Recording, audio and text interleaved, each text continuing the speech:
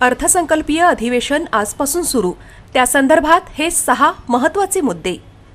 आज 23 फेब्रुवारी महाराष्ट्राचे अर्थसंकल्पीय अधिवेशन अधिकृतरित्या सुरू झाले आहे आणि हे अधिवेशन 25 मार्चपर्यंत चालू राहणार आहे. इतिहासात पहिल्यांदाच विरोधी पक्ष नेत्याशिवाय अधिवेशन.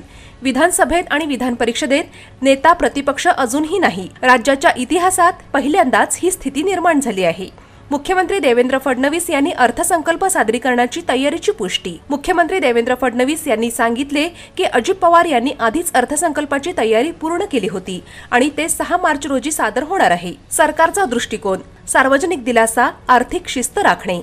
सरकार या अधिवेशनातील अर्थसंकल्पात लोकांसाठी दिलासा आणि वित्तीय शिस्त यांचा समतोल साधण्याचा प्रयत्न करेल असे मुख्यमंत्र्यांकडून स्पष्ट करण्यात आले आहे. महायुती विरोधक पक्षात चहापान कार्यक्रमावर वाद आणि टीका. पारंपरिक चहापान कार्यक्रमावर विरोधकांनी बहिष्कार लावत सरकारवर टीका केली असून दोन्ही बाजूंची घोषणा, टिप्पण्या चर्चेत आहेत. शेतकरी, अन्य प्रश्न अधिवेशनात उठण्याची शक्यता. शेतकऱ्यांच्या कर्जमाफीचा मुद्दा आणि इतर सामाजिक आर्थिक विषय अधिवेशनात मोठ्या प्रमाणावर उपस्थित राहतील अशी अपेक्षा आहे.